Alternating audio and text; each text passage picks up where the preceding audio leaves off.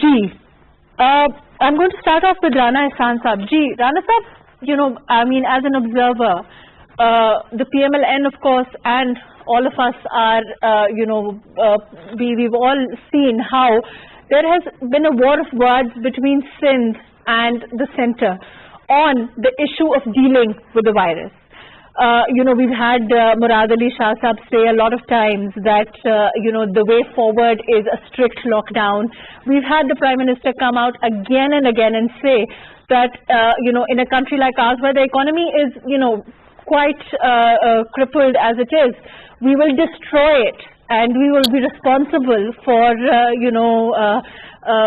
having another kind of, be responsible for deaths due to famine, if nothing else, if we go for that kind of a lockdown. Because we need our labourer class and people who, below the poverty line, which is a large, huge chunk of our population, need to sustain themselves, and we can't afford it.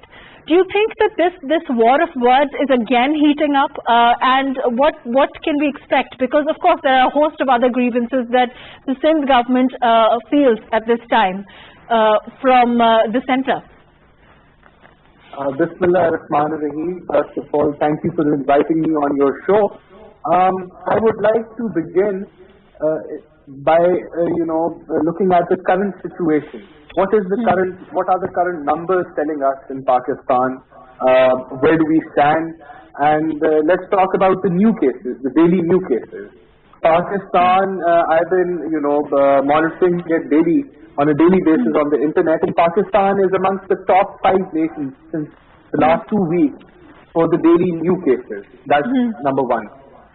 In the overall cases, we came up to number 15, and then we have we've risen and we've gone to number 13, and we are projected to be amongst the top 6 or 7 nations with the total scale of corona cases.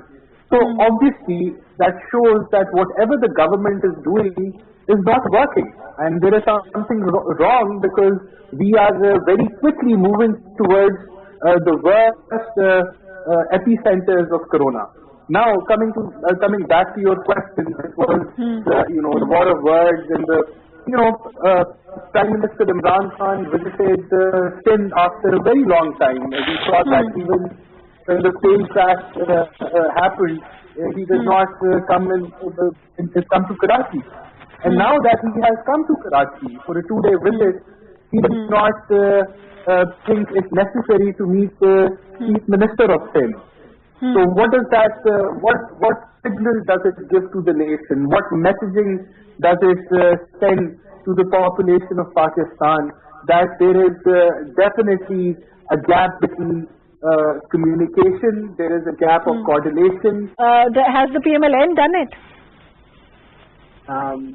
You see, Zawad Saab mentioned NCOC, in that all the provincial governments and the federal government sit on one table and discuss, but NCOC does not include a dozen opposition parties who are not in government or who are not running the province. So that's number one. Ihsaan Saab, I mean, it doesn't matter whether NCOC. Let's leave that aside. I'm coming to that. You see, let's talk about the assembly. Hasan Abbasi Saab mentioned that we should form a committee on COVID-19 in the National Assembly, but that recommendation was not taken up by the government centers. And let's talk about the Parliament and why somehow the Parliament seems to be in a way disappointing. You see, the job of the opposition is to critique the government's actions and to give its own recommendations. And whenever the opposition has done that, what we've seen in response is that instead the government answers back by answering on the critique or what they've done or on their management, how they're dealing with things. They also start start name calling and throwing accusations on the opposition.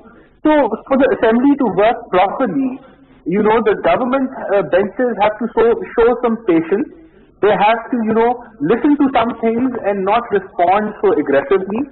Rather, tell us about what actions they are taking.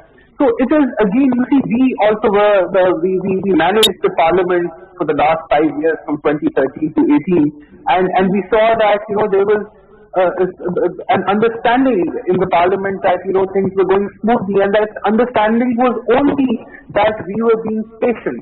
We were not reacting to every the allegation or every critique that the opposition made. So that is my observation on the performance of the parliament.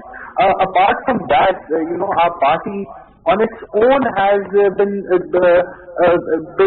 in a massive awareness campaign. We have been distributing PPE kits throughout Pakistan on our own resources. We don't have when Shehbaz Sharif Saab came, there was this hope in certain quarters, among certain people, among the PMLN supporters at least, that there would be some, that the PMLN would play a more effective role in this crisis.